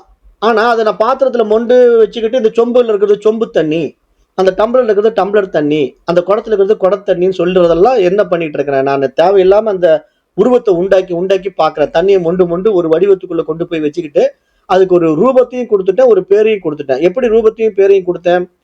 சும்மா இருந்த கடல் தண்ணியை போய் ஒரு சொம்புல மொண்டி வச்சுக்கிட்டு சொம்பு தண்ணின்னு சொல்லிட்டேன். அதை குடத்துல மொண்டு வச்சு குடத்தண்ணின்னு சொல்லிட்டேன். ஆனா குடத்துல ஒண்டு வச்சதுனால குடத்தினுடைய வடிவத்தினால அந்த பெயரை பெற்று விட்டது குடத்தண்ணின்ட்டு. அப்புறம் அந்த குடம்ங்கிற ஒரு வடிவத்துக்குள்ள அந்த தண்ணி போய் மாட்டிக்கிச்சு. அப்ப குடத்துல இருக்கிறதுனால அது குடத்தண்ணின்னு சொல்ற மாதிரி, சொம்புல இருக்கிறதுனால சொம்பு தண்ணின்னு சொல்ற மாதிரி உங்களுக்கு புரியறதுக்காக சொல்றேன். அப்ப எல்லையில்லாத அந்த கடல் நீரை நான் பேதமைப்படுத்துறேன், ஒரு உருவத்துக்குள்ள கொண்டு வரேன், அதுக்கு ஒரு பெயரை கொடுக்குறேன். அப்படித்தான் இங்க இறைவன் எல்லாமாக இருக்கிறத போய் நாம பிரிச்சு வச்சுக்கிட்டு நான் வேறு நீ வேறு அது வேறு இது வேறுன்ட்டு ஆயிரம் விஷயங்களை இங்க நுழைச்சி வச்சிட்டதுனால நிறைய பன்மைகள் உருவாகி விட்டது, ஏகப்பட்ட வெளி சுகங்கள் உருவாகி விட்டன. இதனால நமக்கு இறைவன் ஒருமைத்தன்மையில் இருக்குன்னு தெரியல. இப்ப நம்ம அந்த வெளிச்சத்துல நமக்கு கிடைச்ச அந்த அறிவு பிரகாசத்துல நம்ம இதை புரிஞ்சுக்கிட்ட பிறகு இங்க இறைவன் மட்டும்தான் இருக்கிறாங்கும் போது இங்க எல்லாம் ஒன்றாகிற நிலையில இங்க ஒரே விஷயம் மட்டுமா இருக்கு, அது இறைவன் மட்டும்தாங்கிறது இந்த பாடத்திட்டத்தினுடைய நோக்கம். அப்ப இந்த நிர்விகல்ப நிலை என்ற பரம்பரையினை மூடிய அறியாமை மிகு அறிவு அனுபவத்தில் நிலை பெற செய்கிறோம் அப்படின்ட்டு இந்த இடத்துல சாஸ்திரம் சொல்லி கொடுக்குது. அப்ப அந்த அறியாமை அப்படிங்கிற ஒரு நிலையிலிருந்து நம்ம அந்த அறிவு நிலைக்கு உயர்வது தான் இந்த சாஸ்திரத்தினுடைய நோக்கம். அப்ப இங்க அறிபவனாகவும் அறியாமையாகவும் இறைவனே எல்லா இடத்துலயும் இருக்கிறான். ஏன்னா அவனே இந்த பாடத்தை கத்துக்கிறான், அவனே இந்த பாடத்தை சொல்லி கொடுக்குறான். இங்க சொல்லி கொடுக்கிறவனாக அவனே வரான், கத்துக்கிறவனா அவனே வரான். அவனுடைய வைபவத்தில் இப்படி எல்லாம் நிகழ்ந்து கொண்டிருக்கு. அப்ப இந்த நிகழ்வுல கத்துக்கொண்டவனும் கற்றுக்கொள்கின்றவனும் ஒன்றுதான் தெரிஞ்சுக்கிட்டா அதுக்கப்புறம் அங்க கற்பதற்கு என்ன இருக்கு? ஒன்றுமே இல்லை இல்லையா? அப்படிதான் இங்க விஷயம். தெரியாத வரைக்கும் தான் இங்க குரு சிஷ்யன் கூட, தெரிஞ்ச பிறகு இங்க குருவும் இல்லை சிஷியனும் இல்லை, இருப்பது இறைவன் மட்டும்தான். இதுதான் இங்க டாபிக்கே. அதாவது இங்க விஷயமே என்னன்னா உயர் பரிமாண நிலைக்கு போன பிறகு எல்லாம் ஒன்றாகிற தன்மை. அதை தெரிஞ்சுக்கிறதுக்கு முன்னாடி தான் நமக்கு இங்க குரு தனியா வராரு, சிஷ்யன் நான் இருக்கிறேன்னு சொல்லிக்கிட்டு இருக்கிறோம். அப்ப நான் கற்றுக்கொள்கிறேன், குரு கற்றுக் கொடுக்கிறார். அப்ப கற்றுக்கொள்பவனும் கற்றுக் கொடுப்பவரும் கடைசியில ஒருத்தனே தான். அது இறைவனே தன்னுடைய வைபவத்தில் இப்படி விளையாடுறாங்கிறது இங்க சாஸ்திரம் சொல்ல வர்ற விஷயம். அப்ப இன்றைய முக்கிய நோக்கம் என்ன அப்படின்னா, இன்று நீங்கள் செய்வது ஒரு புதிய சாதனை கிடையாது. மாறாக கடந்த 6 நாட்களில் கேட்கப்பட்டது, மனதில் பதிக்கப்பட்டது, ஒளியாய் திகழ்ந்தது, அறிவாய் பரிணமித்தது, சுழன்றும் உருகியும் முடிந்தது, இவற்றையெல்லாம் இனி விடுவதைத்தான் இன்று நீங்கள் பயிற்சியாக செய்கிறீர்கள் அப்படின்னு சொல்லும். அப்போ உடனே உங்களுக்கு கேள்வி வரும், அது எப்படிங்க இவ்வளவு நாள் 6 நாள் உட்காந்து இவ்வளவு வேலையெல்லாம் எங்களுக்கு கொடுத்து இதெல்லாம் செய்யுங்கன்னு சொல்லிட்டு இப்ப எல்லாத்தையும் விட சொல்றீங்க அப்படின்னா, விட சொல்லல. அதனுடைய நுணுக்கம் சூட்சம் என்னன்னா, இதை செய்பவனும் நான் இல்லை, செய்யப்படுகின்றவனும் நான் இல்லை. இது எல்லாம் ஒரு வைபவத்துல ஒரு நிகழ்வு நடந்துகிட்டு இருக்கு. ஆனா இதெல்லாம் செஞ்சதுனால் நான் யாருன்னு எனக்கு தெரிஞ்சுக்கிட்டேன். அப்ப அதனால என்னுடைய ஃபைனல் முடிவு என்ன தெரியுமா? நான் இல்லா நான் அப்படிங்கிறது இந்த செயல் செய்பவனாகவும் செயல் அனுபவப்பட்டவனாகவும் இருக்கின்றவன் அந்த செயலாவே இருக்கிறாங்கிறது தான் இந்த சாஸ்திரம் காட்டி கொடுக்கறது தான் அந்த அறிபவன் அறிவு அறியப்படும் பொருள்ங்கிற நிலையில அங்க அறிபவனும் ஒருத்தன் கிடையாதுப்பா, அறியப்படும் விஷயங்களும் அங்க ஒண்ணும் கிடையாதுப்பா, எல்லாமே அறிவு தான், அறிவுக்குள்ளதான் இத்தனையும் இருக்குது அப்படின்னு காட்டி கொடுப்பது போல இங்க நானே எல்லாமாக இருக்கிறேங்கும் போது இங்க தனித்துவமான நான் இல்லாம போயிடும், எல்லாமே நானா தெரியுறேன். அப்ப எல்லாமே நானா தெரியுறேங்கிறத எப்படி நீங்க புரிஞ்சுக்கணும்னா, உணர்வுல உயிரில பிடிச்சுக்கணும். எல்லாமே நானா தெரியுறேன்ட்டு உடனே எங்க அப்பாவும் நானா இருக்கிறாரு, எங்க பாட்டியும் நானா தெரியுதுன்னு அப்படி சொல்லக்கூடாது. அது இப்ப நானே என்னை பார்த்து எங்க அப்பாவை நான் என்ன மாதிரியே தெரியுறாருன்னா நீங்க என்ன பண்ணிட்டீங்க, அந்த இடத்துல உருவத்துல போய் சிக்கக்கூடாது, உணர்வுல தான் நானுங்கிற வார்த்தையை நீங்க எடுத்துக்கணும். அப்படிதான் புரிஞ்சுக்கணும். அப்ப இன்றைய தியானம் மௌனநாத நிலை அப்படின்ட்டு நம்ம ஒரு 25 நிமிஷம் எடுத்துக்கிறோம். இந்த மௌனம் ஞானம் தான் ஃபைனலா இன்னைக்கு நம்ம பண்ண போற முக்கியமான தியானம். இப்ப அமைதியான இடத்திலே கண்களை மூடிக்கொண்டு அமரவும், மூச்சை கவனியுங்கள். ஆனால் நீங்க வேற எந்த ஒன்றும் செய்யறதுக்கு முயற்சி பண்ணக்கூடாது. மூச்சு பயிற்சி பண்றேன், சுவாசத்தை இழுக்கிறேன் விடுறேன் அப்படின்னு எதுவும் பண்ணாம, முயற்சி எதுவும் செய்யாம சும்மா அப்படியே உள்ள போய் வர்ற மூச்சை மட்டும் கவனிச்சுட்டுருங்க. ஏற்கனவே முன்றைய நம்ம நாட்களில் உபயோகித்த எந்த நாதமும் மந்திரமும் இங்கே கிடையாது. இப்ப இன்றைக்கு எந்த சவுண்டும் நீங்க கேட்க வேண்டிய அவசியம் கிடையாது, மந்திரங்கள் ஒலிக்க வேண்டிய, உச்சாரணம் செய்ய வேண்டிய, ஜபிக்க வேண்டிய வேலை கிடையாது. இன்று நீங்கள் எதையும் செய்யாத பயிற்சி செய்கிறீர்கள், எதையும் செய்யல. வாழ்விலும் யோகத்திலும் நாமே எதையாவது செய்ய வேண்டும் என்பதே பிரச்சனையின் ஆரம்பம். இன்று மனதுடன் உரையாட வேண்டாம். எண்ணங்கள் நினைவுகள் எது வந்தாலும் எதிர்ப்பதில்லை, எல்லாவற்றையும் அப்படியே விட்டுவிடுங்கள். நாதம் கேட்டாலும் அதை விரும்பாதீர்கள், வெறுக்காதீர்கள், அப்படியே அனுமதியுங்கள். ஒளி தோன்றினாலும் அதை அனுபவிக்க வேண்டாம், அப்படியே இருக்கட்டும். அப்ப இந்த இடத்துல என்ன நம்ம புரிஞ்சுக்கணும் அப்படின்னா, இந்த 7வது நாள் பாடத்துல இப்ப இந்த 6 நாட்கள்ல நம்ம வந்து உள்ளத்து போய் முயற்சி பண்ணி பார்த்தோம். எனக்குள்ள ஏதாவது சவுண்டு கேட்குதா, எனக்குள்ள ஏதாவது வெளிச்சம் வருதா அப்படின்லாம் நம்ம ட்ரை பண்ணோம். சிலருக்கு வந்தது, சிலருக்கு வரல. ஆனா இதெல்லாம் நம்ம உள்ள அனுபவமாக்கி பார்த்தோம். அப்புறம் அந்த அனுபவத்திலிருந்து கடந்து வந்தோம். அப்புறம் கடைசியில நம்ம அந்த அனுபவமே நான் தான்னு புரிஞ்சுக்கிட்டோம். இப்ப இந்த இடத்துல என்ன பண்றோம், அந்த அனுபவமே நான் தான் தெரிஞ்சாலும் அந்த அனுபவத்துக்கும் அப்பாற்பட்ட இறைவனுக்கு அந்த அனுபவம் தேவையில்லை என்ற ஒரு நிலையும் இருக்கு இல்லையா? இப்ப நான் வந்து ஒரு விரும்புறேன், சாப்பிடுறேன். விருப்பம் இல்லைன்னா நான் சாப்பிட்டே ஆகணும்னு கிடையாது. அது மாதிரி இங்க இறைவன் வந்து தன்னை அனுபவம் ஆக்கி பார்க்கவும் விரும்புவான். வேண்டான்னா சும்மா இருப்பான். அதை நான் எப்படி புரிய வைக்கலாம்னா, இப்ப நான் வந்து நானா இருந்துட்டு இருக்கிறேன். என்ன நான் பார்க்கணும்னு விரும்புறேன். அப்ப நான் போய் கண்ணாடியில பார்க்கிறேன். கண்ணாடியில பார்த்த உடனே, ஓ! நான் இப்படிதான் இருக்கிறேனா அப்படின்னு பார்த்துடுறேன். அப்புறம் கண்ணாடி முன்னாடி நின்னுட்டு இருக்கணுங்கிற அவசியம் கிடையாதுல்ல. நான் எப்படி இருக்கேன்னு தெரிஞ்சுக்கிட்டேன். திருப்பி நான் நானா வந்துட்டேன். கண்ணாடியில இருந்து நான் விலகிட்டேன். அது மாதிரி இங்க இறைவன் வந்து இப்படிதான் லீலை பண்றான். அவன் விருப்பப்பட்டா பிரபஞ்சத்தை உருவாக்குவான். அவன் விருப்பப்பட்டதுனால பிரபஞ்சத்தை அனுபவிப்பான். அவன் விருப்பப்படுறதுனால பிரபஞ்சத்தை திருப்பி தனக்குள்ளேயே ஒடுக்கிக்கிறான். எல்லாம் அவனுடைய விருப்பம். அவனுடைய விருப்பப்படி இங்க எல்லாம் நடக்குது. அப்ப இங்க அந்த நிலையை நீங்க அடையறதுக்கு நாதம் கேட்டாலும் அதை விரும்ப வேண்டாம், வெறுக்கவும் வேண்டாம். அப்படியே சமநிலையில் இருங்க. ஒளி தோன்றினாலும் அதை அனுபவிக்க மாட்டேன்னு சொல்ல வேண்டாம், அனுபவிக்கிறேன்னு சொல்ல வேண்டாம். சும்மா அப்படியே இருங்க. அப்படிதான் இங்க இன்னைக்கு நீங்க இருக்கணும்.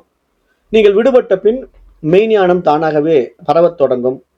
இப்போ இந்த இடத்துல அகத்தியநாதர் வந்து ஒரு அருமையான அந்த நிர்விகல்ப நிலையினுடைய அருள் உணர்வு என்னங்கிறது சொல்றாரு. அறிவு இருக்கிறது, அந்த அறிவில் யாரும் இல்லை, அந்த இல்லாத இடத்தில் தான் நான் நிற்கிறேன் அப்படின்ட்டு அகத்தியருடைய அருமையான ஒரு உபதேசம். அப்ப இங்க இறைவன் இருக்கிறான். இது எப்படி நம்ம படிக்கலாம் அப்படின்னா, இறைவன் இருக்கிறான், ஆனால் அந்த இறைவன் இடத்துல யாரும் இல்லை. அப்ப யாருமே இல்லாத இடத்தில் தான் இறைவன் இருக்கிறான் அப்படின்னு அந்த இடத்துல புரிஞ்சுக்கணும். ஏன்னா அறிவுன்னா இறைவன்.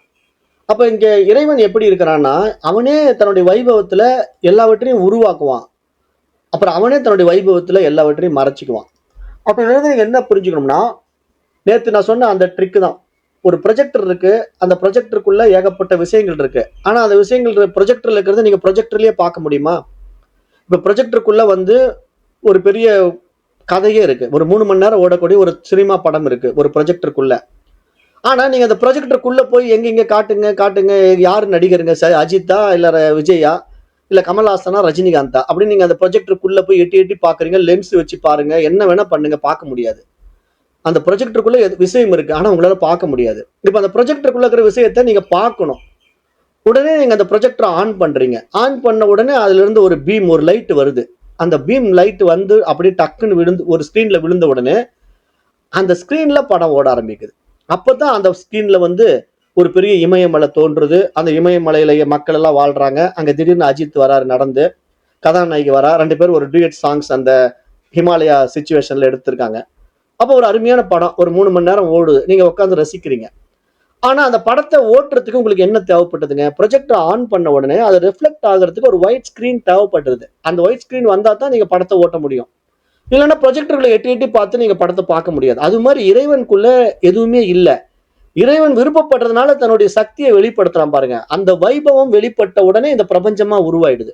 இந்த பிரபஞ்சமா உருவான உடனே இந்த பிரபஞ்சத்துல நீங்க, நானு, நட்சத்திரங்கள், சூரியன்கள், சந்திரன் எல்லாமே இருக்கு, கேலக்சி இருக்கு. ஆனா இதெல்லாம் உண்மையில இருக்கான்னா இறைவனுடைய வைபவத்துல வெளிப்பட்டு இயங்கிட்டு இருக்கு. அதை நிகழ்த்துறதுக்கு அவன் எப்படி நிகழ்த்துறான்? உங்க மனசுல நிகழ்த்துறான். இங்க பியூட்டி அதுதான். அந்த ஒயிட் ஸ்கிரீனே நீங்க தான். அந்த ஒயிட் ஸ்கிரீன் தான் நான் நீங்க தெரிஞ்சுக்காம உங்க மேல ஓடிக்கிட்டு இருக்கிற படத்தை உண்மைன்னு நினைச்சு நம்பிக்கிட்டு இருக்கீங்க. ஆனா திடீர்னு அந்த ப்ரொஜெக்டர் ஆஃப் ஆயிடுச்சுன்னா நீங்க பிளைன் ஸ்கிரீனா மாற போறீங்க. அங்க எதுவுமே ஓடாது. அங்க இமாலயாவும் இருக்காது, அஜித்தும் இருக்க மாட்டாரு, கதாநாயகி இருக்க மாட்டா. அப்ப என்ன நடந்ததுங்க? இவ்வளவு நேரம் அஜித்தும் இமயமலையும் அந்த டூயட் சாங்ஸும் அங்க நடந்துட்டு இருந்தது எப்படிங்க நடந்தது? ப்ரொஜெக்டர் ஆன்ல இருந்ததுனால நடந்தது. ப்ரொஜெக்டர் ஆஃப் ஆயிட்டா வெறும் பிளைன் ஸ்கிரீனு. அது மாதிரி நீங்க இறைவன் உயிரா உங்களுக்குள்ள இயங்கிட்டு இருந்தா இந்த உலகம் உங்களுக்கு தெரியுங்க. அப்ப இந்த உலகத்துல நீங்க சூரியனை பார்க்கலாம், சந்திரனை பார்க்கலாம், ராமசாமியை பார்க்கலாம், குப்புசாமியை பார்க்கலாம், குடும்பம், குட்டி, பணம், பதவி எல்லாமே வச்சுக்கிட்டு இருக்கலாம். ப்ரொஜெக்டர் ஆஃப் ஆச்சு, அவ்வளவுதான். ஒண்ணுமே இருக்காது. குழந்தை குட்டி காணாம போயிடும், உங்களுடைய கோல்டு இல்லாம போயிடும், உங்களுடைய பேங்க் பேலன்ஸ் காணாம போயிடும், எல்லாமே மறைஞ்சு போயிடுது. அப்ப இவ்வளவு நேரம் இதெல்லாம் வச்சு அனுபவிச்சேனுங்களே. ஆமா, அனுபவிச்சுட்டு இருந்தீங்க. எப்படி? அந்த லைட் ஆன்ல இருந்ததுனால, ப்ரொஜெக்டர் லைட் ஆன்ல இருந்ததுனால. அப்ப இங்க என்னன்னா அந்த ப்ரொஜெக்டர் லைட் தான் இறைவன். அவன் தான் அறிவு. அவனே எல்லாமாக இருக்கிறான். அப்ப இங்க எல்லாமே அவனே இருக்கிறதுனால இங்க நான் எங்க வந்தேன் போனேன், நான் வருவதும் இல்லை போவதும் இல்லை. அப்படிதான் உண்மை. இங்க உண்மை என்னன்னா இங்க யாரும் வருவதும் கிடையாது போவதும் கிடையாது. இங்க ஒரு படம் ஓடிக்கிட்டு இருக்கு. பட் இதை ஏத்துக்க முடியுமான்னா அதுக்கு தான் நீங்க பக்குவம் ஆகணும். அந்த பக்குவம் வந்து உங்க மனதுக்கு கொடுக்கணும். நீங்க வந்து கண்ட விஷயங்களை ஏற்கனவே ஏத்தி வச்சுக்கிட்டு அதுல லாக் ஆகி கிடக்கிறவங்களுக்கு எப்படி இந்த விஷயம் புரியும்? இவ்வளவு பெரிய உயர் பரிமாண விஷயத்த நான் உங்களுக்கு சொன்னா உங்களால எப்படி ஏத்துக்க முடியும்? இப்போ அதாவது ஒவ்வொரு விஷயங்களும் வந்து இப்ப நான் எப்படி அதை உங்களுக்கு புரிய வைக்கலாம் அப்படின்னா, இங்கிருந்து நான் பயணம் பண்ணி இமயமலை போறேன்.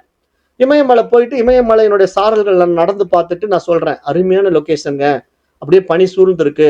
அந்த மாதிரி ஒரு இடமெல்லாம் நீங்க வாழ்க்கையில ஒரு தடவை கண்டிப்பா பார்க்கணும் அப்படின்னு நான் சொல்றேன். ஆனா நீங்க தமிழ்நாட்டுல இருந்துட்டு கற்பனை வேணா பண்ணிக்கலாம். ஆனா நேரடி அனுபவம் உங்களுக்கு கிடைக்காது. எப்ப கிடைக்கும்? நீங்களும் இமயமலைக்கு பயணம் பண்ணி அந்த லொகேஷன்ல டிராவல் பண்ணி பார்த்தா, ஓ இப்படி அருமையான லொகேஷன் இருக்குன்னு தெரியுதுல்ல. அப்ப இது எப்படி உங்களுக்கு நேரடி அனுபவத்துக்கு நீங்க பயணம் பண்ணி அடையறீங்க?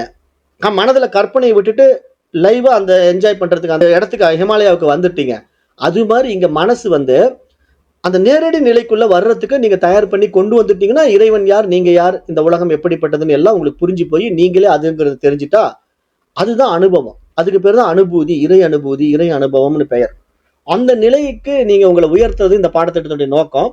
இப்ப இன்றைக்கு நீங்க 7வது நாளோட அப்ப நாம எல்லாம் நிறைவாயிடுச்சான்னு நினைச்சுக்க கூடாது. ஏன்னா மனசு இன்னுமே அப்டேட் ஆகாம ஒரு அரசல் புரசலா உள்வாங்கி இருக்குது. ஆனா அக்செப்ட் பண்ண மாட்டேங்குது.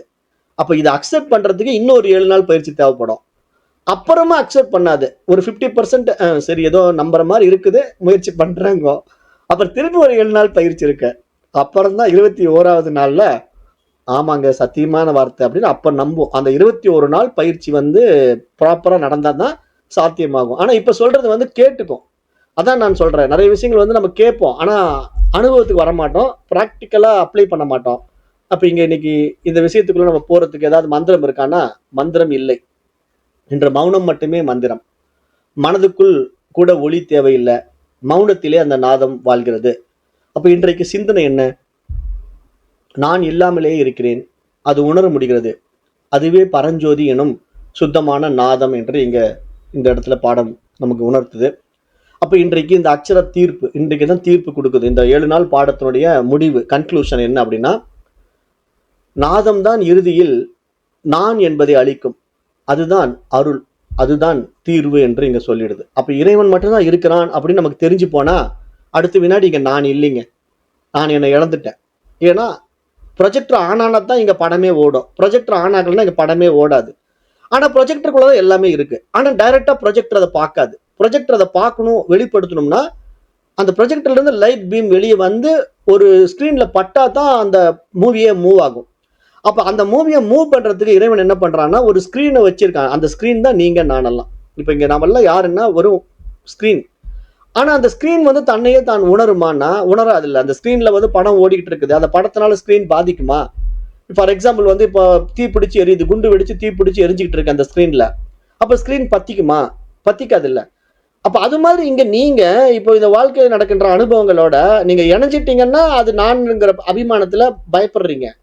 இந்த ஞானத்துல நீங்க நான் ஒண்ணும் இல்ல, இந்த படம் ஓடிக்கிட்டு இருக்குன்னு தெரிஞ்சுக்கிட்டீங்கன்னா உங்களுக்கு எதுவுமே பாதிக்காதுன்னு சொல்றேன் நான். இந்த பாடம் அப்படிதான் சொல்ல வருது. இந்த பாடம் என்ன சொல்லுதுன்னா, நீ ஒரு ஒயிட் ஸ்கிரீன்பா, அந்த ஒயிட் ஸ்கிரீன்ல படம் ரெஃப்ளெக்ட் ஆகிட்டு இருக்கு. அந்த ரெஃப்ளெக்டட் மூவிஸை வச்சு நீ உண்மை நம்புற, அதெல்லாம் உன்னுடைய மைண்ட் ஓட்டிக்கிட்டு இருக்கு. ஆனா மைண்ட் ஆஃப் ஆகுறது நீ கவனிச்சியா? டெய்லி நைட்டு தூங்கும்போது மைண்ட் ஆஃப் ஆகுது இல்ல. அப்ப டெய்லி தூங்கும்போது மைண்ட் ஆஃப் ஆன உடனே ப்ரொஜெக்டர் ஆஃப் ஆயிடுது. அப்ப நமக்கு எதுவுமே தெரியறது இல்ல. நான் யாருன்னு தெரியல, நான் ஆனா பெண்ணான்னு தெரியல, என்னுடைய பேங்க் பேலன்ஸ் தெரியல, என்னுடைய குடும்பம், என்னுடைய குழந்தைங்க, அப்புறம் நான் இந்தியனா இஸ்லாமியனா, மதம் வேற. நான் வந்து சாதாரணமா ஆள் வேற இல்ல, நான் இந்தியன் இஸ்லாமியங்கிற தீவிர பற்று வேற வச்சிட்டு இருக்கேன். அப்ப இதெல்லாம் வச்சுக்கிட்டு நான் அடிதட்டில வேற இறங்கிட்டு இருக்கேன். அவன் முஸ்லீம், அவனை கொல்லணும், இவன் இந்தியன், இவனை அழிக்கணும் அப்படின்ட்டு இன்னைக்கு நேத்து பிரச்சனை இல்ல, பல ஆயிரக்கணக்கான ஆண்டுகளா அது ஓடிக்கிட்டு இருக்கு. ஏன்னா இதெல்லாம் புரியாததுனால. புரிஞ்சுட்டா இங்க எங்க இருக்கிறான் இந்து, எங்க இருக்கிறான் முஸ்லீம், எங்க இருக்கிறான் ஆண், எங்க இருக்கிற பெண், எதுவுமே இல்ல. ப்ரொஜெக்டர் ஆஃப் ஆயிட்டா எல்லாம் ஒண்ணுமே இல்லாம போயிடுது. அப்ப நைட்டு தூங்கும் போது ஒண்ணும் இல்லாம போகுது இல்ல. அப்ப அந்த அனுபவத்தை நம்ம தினசரி வரம் இல்ல. அதேதான் மரணத்திலையும் நடக்க போகுது. ஆனா மரணம் வருவதற்கு முன்னாடி இந்த நிகழ்வை ஒருத்தன் நினைச்சு பார்த்து எவன் ஒருவன் தன்னை மாற்றிக் கொள்கிறானோ, தன்னுடைய உண்மை தன்மையை உணர்ந்து கொள்கிறானோ, அவன் வந்து இந்த ஸ்கிரீன் இனிமேல் படத்தை ஓட்ட வேண்டியதில்லை. இந்த படத்தை நான் எதுக்கு திருப்பி திருப்பி ஓட்டணும், இது படம் தெரிஞ்சு போச்சு, இதை உட்காந்து ஓட்டுறதுக்கு எனக்கு தேவையா இது அப்படின்னு நீங்க எப்போ நீங்க உன்னை உணர்ந்துட்டீங்களோ அடுத்த வினாடி அந்த ப்ரொஜெக்டருக்குள்ள நீங்க போயிடுறீங்க. அவ்வளவுதான். அந்த படத்துக்குள்ளேயே நீங்க இருப்பீங்க, வெளியே வர மாட்டீங்க. அப்ப அந்த அந்த ஸ்கிரீன் தேவையில்லைன்னு சொல்றேன். ஸ்கிரீன் தேவையில்லை, ப்ரொஜெக்டருக்குள்ள எல்லாமே இருக்கும். ஏன்னா இறைவன் கிட்ட எல்லாமே இருக்கும். அவன் வைபவத்தை வெளிப்படுத்த விரும்புவதற்கான கண்ணாடியை அடிக்கடி படைச்சுக்கிறான். அதாவது அடிக்கடி ஒயிட் ஸ்கிரீனை உருவாக்கிக்கிறான். அந்த ஒயிட் ஸ்கிரீன்ல நீங்க ஒருத்தன், நான் ஒருத்தன், எத்தனையோ பேர் இருக்கிறோம். ஆனா இதெல்லாம் யார் ஒருத்தன் தன்னுள்ளேயே உணர்றான்னா அது இறைவனுடைய வைபவத்துக்குள்ள உணர்வு மட்டும்தான் சாத்தியமாகும். அது நமக்கு இந்த இறைவனுடைய அனுகிரகத்தினால நமக்கு கிடைச்சிருக்கிற பாக்கியம்னு நான் சொல்றேன். இந்த பாடத்திட்டத்துல நீங்க வந்து இப்ப இந்த மந்திரங்கள் எல்லாம் உச்சாரணம் பண்ணதுனால உங்களுக்கு ஒரு புத்திசாலித்தனம் உங்களுக்குள்ள மலர்ந்து உங்களை நீங்க யார் என்று உணர்ந்த ஒரு அனுபவம் உங்களுக்குள்ள நிகழுதுன்னா அது சும்மா நிகழல. அவன் அருளால், அவன் அனுகிரகத்தால் நடந்திருக்குங்கிறத ஆழமா புரிஞ்சுக்கங்க. அப்பதான் நீங்க உங்களை உணர்ந்த மறு வினாடி நான் ஒயிட் ஸ்கிரீன் தானா, அப்ப நான் வந்து இங்க ஒண்ணுமே என் மேல ஓடுறதெல்லாம் உண்மை இல்லையா, வெறும் படம் தானா அப்படின்னு புரிஞ்சுட்டா இனிமேல் வாழ்கின்ற வாழ்க்கையில உங்களுக்கு என்ன கிடைச்சிடும்? அமைதியும் ஆனந்தமும் கிடைச்சிடும். அதுக்கு பேரு ஜீவன் முக்தி. அதாவது ஜீவன் உயிர் இருக்கும் பொழுதே இந்த உலகத்தோட நீங்க உறவாடும் போது எதுலையுமே பற்று இருக்காது. மனசு தானா விட்டுடும். எப்படி தானா விடும்னா, இங்க என்ன உண்மையா இருக்கு? கோல்டு உண்மையா இருக்கா? பணம் கட்டுக்கட்டா பேங்க் நிறைய வச்சிருக்கிற பணம் உண்மையா இருக்கா? உண்மையிலே எதுவுமே இல்ல. மைண்ட் கிரியேட் பண்ணி வச்சிருக்கு. அந்த படம் ஓடிக்கிட்டு இருக்கிற வரைக்கும் இப்ப நான் சினிமாவில் போய் படம் பார்க்குறேன், அப்படியே பயங்கரமா கட்டுக்கட்டா பண நோட்டுகளை காட்டுறான் அந்த ஸ்க்ரீன்ல. அப்போ அந்த பணம், அந்த கட்டுக்கட்டா பார்க்குற பணம் உண்மையா? நம்ம இங்கிருந்து பார்க்கும்போது படம் தெரியுறதுனால அது உண்மை இல்லைன்னு தெரிஞ்சுதானே படம் பார்க்குறோம்.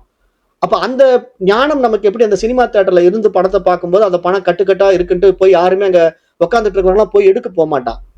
இப்ப அந்த படத்தை பார்த்துட்டு இருக்கிறான், திடீர்னு அந்த ஸ்கிரீன்ல வந்து கட்டுக்கட்டா பணம் காட்டுறாங்க, கோல்டு எல்லாம் காட்டுறாங்க. உடனே உட்காந்து இருக்கிற வியூவர்ஸ் எல்லாம் பணம் டே தங்கம் எடுடா ஓடுறான்ட்டு எல்லாம் ஓடி போய் அந்த ஸ்கிரீன்ல இருந்து எடுப்பானுங்களா? எடுக்க மாட்டாங்க. ஏன்னா அவங்களுக்கு தெரியும் அது படம் தான், அங்க ஒண்ணுமே கிடையாது, உண்மையான கோல்டு எங்க இருக்கு, உண்மையான பணம் அங்க எங்க இருக்கு அப்படின்னு தெரிஞ்சுக்கிட்டு அந்த படத்தை ரசிக்கிறான்ல. அது மாதிரி நீங்க இந்த உலகியல் வாழ்க்கையை, உண்மை வாழ்க்கையை ரசிக்க முடியும். ஏன்னா இங்க நீங்க அப்படியெல்லாம் அடையறதுக்கு இங்க ஒண்ணுமே இல்லை. உங்க முன்னாடி இதெல்லாம் ஓடிக்கிட்டு இருக்கு. உங்களுக்கு என்ன வரும், என்ன போகும், எப்படி நடக்குங்கிறது எல்லாமே உங்களுக்கு ஒரு மூவி. அந்த மூவியை அப்படியே என்ஜாய் பண்ணுங்க. உங்களுக்கு கொடுக்கப்பட்ட கேரக்டர் அழகா செய்யுங்க. அப்போ அது ரொம்ப சுவாரஸ்யமா இருக்கும். அந்த வாழ்க்கை வாழ்ந்தீங்கன்னா அதுக்கு பேரு ஜீவன் முக்தின்னு பேரு. அப்ப இங்க வந்து அனுபவ அறிகுறிகள் என்ன அப்படின்னா, யாரும் இல்லாத உணர்வில் சுத்தமான விழிப்பு கிடைச்சிடும். இதுக்கு பேர் தான் விழிப்புணர்வு, விழித்திரு அப்படின்னு சொல்றது. மகான்கள் விழித்திருன்னு சொல்றாங்க இல்லையா, இந்த நிலைக்கு தேவை விழிப்பு. அப்ப நான் யார் என்ற கேள்வியற்ற அமைதி. இனிமேல் தேவையே இல்லை. நான் யாருன்னு தெரிஞ்சுக்கிறதுக்கு என்ன இருக்கு? இங்க நான் ஒருத்தர் இல்லவே இல்லை. இறைவனுடைய வைபவத்தில் இங்க எல்லாம் நிகழ்ந்து கொண்டிருக்கு. அப்ப ஒன்றும் இல்லாத போதிலும் அது இருக்கிறது என்ற தெளிவு. இதான் முக்கியமான ஹைலைட் பாயிண்ட். அங்க ஒண்ணுமே இல்லைங்களே. ஒண்ணுமே இல்லைன்னு சொன்னா சூன்யமப்பா. அது புத்த மதம் சொன்னது, அது ஃபெயிலியரப்பா. அது இருக்கிறது. அது எப்படி இருக்கிறது? அறிவாய் இருந்து கொண்டு அழகா இந்த உலகத்தை படைச்சு என்ஜாய் பண்ணுது.